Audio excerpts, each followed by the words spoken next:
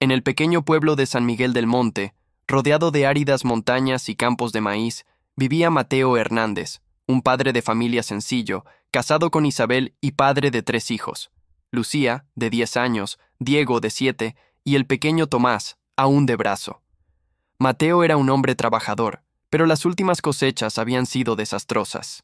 Las lluvias no llegaron en el momento adecuado, las plagas se apoderaron de los cultivos y para sobrevivir comenzó a pedir préstamos. Primero al vecino, luego al comerciante del pueblo y finalmente a los usureros que cobraban intereses despiadados. Las deudas crecían como la mala hierba y cada día los acreedores llamaban con más fuerza a su puerta. Isabel intentaba calmar a su marido, pero la miseria se instalaba. Mateo, no podemos perder la esperanza. Dios proveerá. ¿Dios? Isabel, ya no sé si Él nos mira. Una fría noche de diciembre, el padre de familia se levantó de la cama sin poder dormir. Caminó hasta la habitación donde, sobre una sencilla estantería, había una pequeña imagen de la Virgen de Guadalupe, herencia de su madre. Nunca había sido muy devoto, pero en ese momento, con el espíritu quebrantado, cayó de rodillas. Con lágrimas en los ojos dijo: Santísima Virgen de Guadalupe, Madre del pueblo mexicano, si me ayudas a salir de esta miseria, si me liberas de estas deudas y devuelves la dignidad a mi familia, te juro que daré parte de lo que encuentre a tu iglesia. Si algún oro, si alguna riqueza cae en mis manos, prometo que no, me quedaré solo para mí. Te honraré ante todos. La vela que ardía ante la imagen titiló con fuerza, como si fuera una señal. Mateo sintió paz y se quedó dormido en el suelo, a los pies de la imagen. El oro enterrado.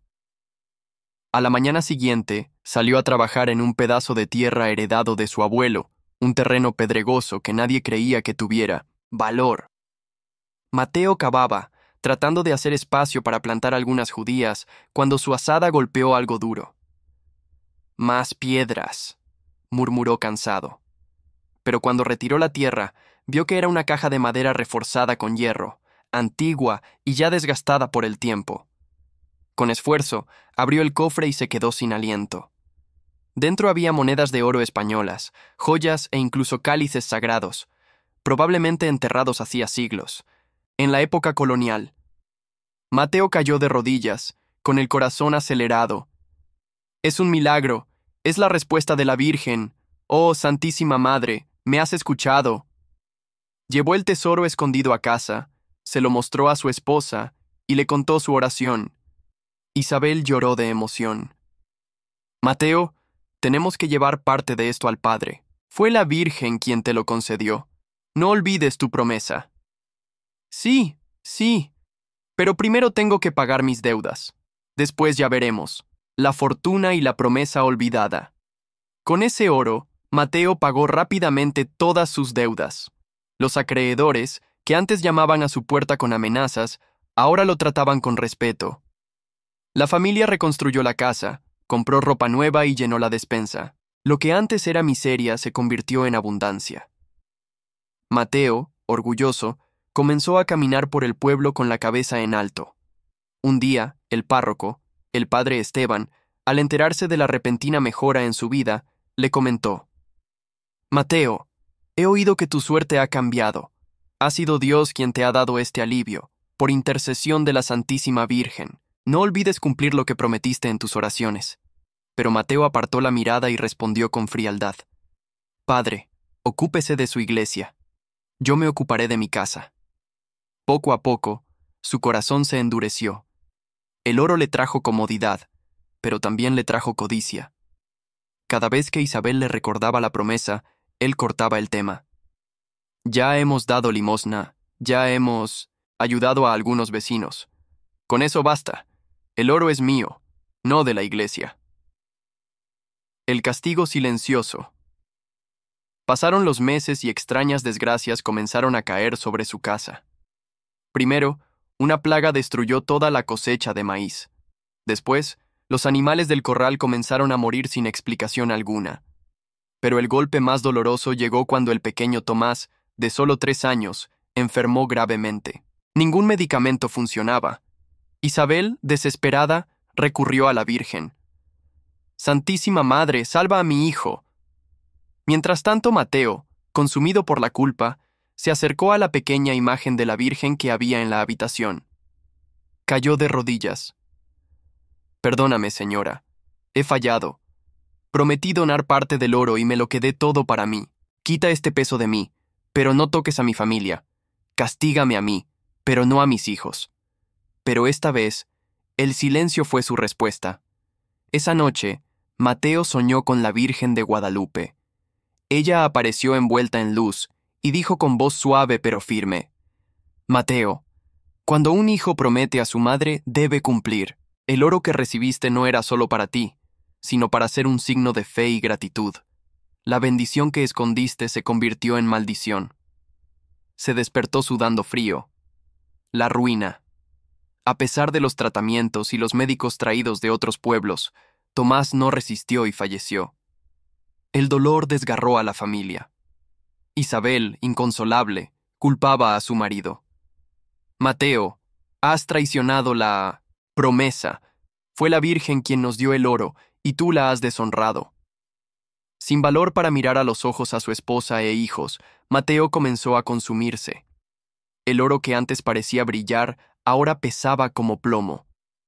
Cada moneda que tocaba le recordaba su ingratitud. Algunos dicen que, desesperado, llevó el cofre al río y lo arrojó al agua, gritando: «¡Quítame esto! ¡No! ¡Lo quiero más!».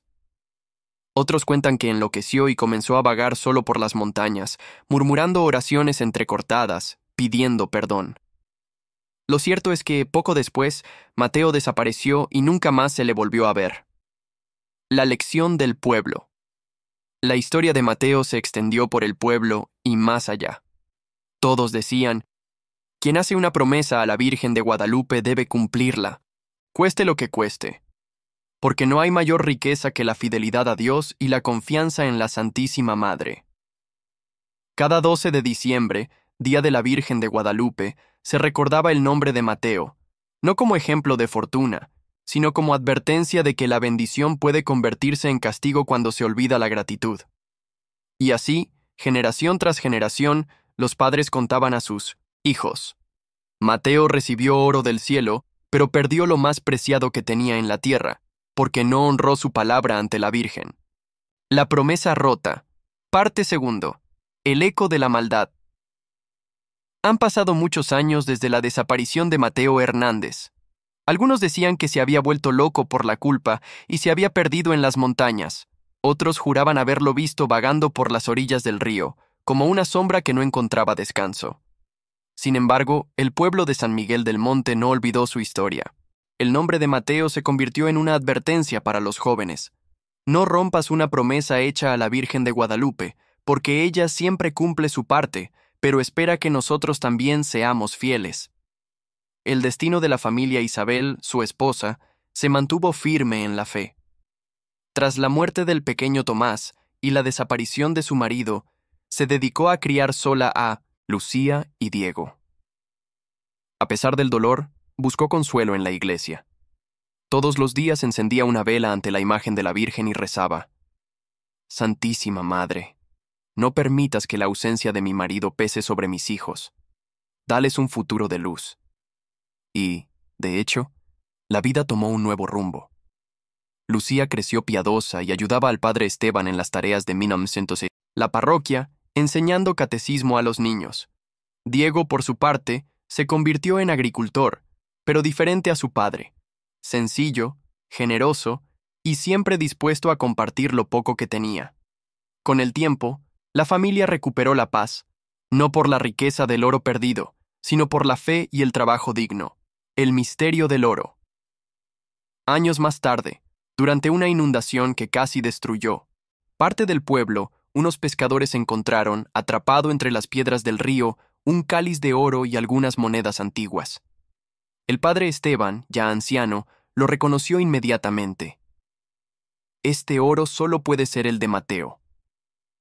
Los objetos fueron llevados a la iglesia y utilizados en el altar. Desde entonces, muchos vecinos comenzaron a afirmar que, durante las misas, el cáliz brillaba más de lo normal. como si una luz interior emanara de él. Algunos creían que era una señal. Incluso ante la ingratitud de Mateo, la Virgen había rescatado parte de la promesa incumplida, transformando el oro en instrumento de fe. El regreso de la sombra.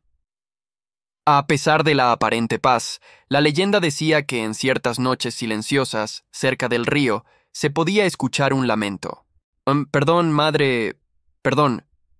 Y algunos viajeros juraban haber visto la figura de un hombre, vestido con harapos, llevando una pequeña imagen de la Virgen en el pecho, caminando sin rumbo fijo. Los más ancianos decían que era el alma de Mateo, que no encontraba descanso porque su promesa había sido rota.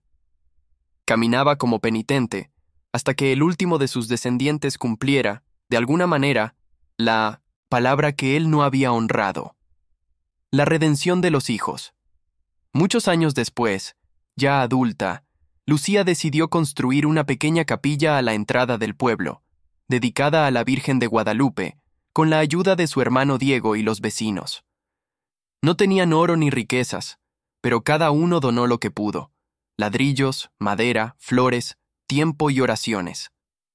Cuando la capilla estuvo terminada, Lucía se arrodilló ante el altar y dijo: Virgen Santísima, mi padre no cumplió su promesa, pero nosotros, sus hijos, te ofrecemos esta casa en tu honor. Que este lugar sea un refugio para todos los afligidos, como debería haber sido desde el principio. Esa noche, mientras todos rezaban, una suave luz iluminó la imagen de la Virgen en la capilla, recién construida. Muchos dijeron haber sentido una paz profunda, como si se hubiera quitado un peso de encima de todo el pueblo. Y, desde entonces, nunca más se volvió a oír el lamento a orillas del río. La lección final. La historia de Mateo pasó a contarse en dos partes. La primera, como advertencia sobre el peligro de la codicia y la promesa incumplida. La segunda, como señal de que la misericordia aún puede alcanzar incluso los errores más graves, siempre que haya arrepentimiento y fe verdadera en los corazones que quedan. Hasta hoy, la pequeña capilla de San Miguel del Monte recibe a los peregrinos que llegan para encender velas y rezar, recordando siempre la frase que resuena como lección. La Virgen de Guadalupe es una madre compasiva, pero también es justa. Lo que se le promete debe cumplirse, porque una promesa no es una moneda de cambio, es un vínculo de fe.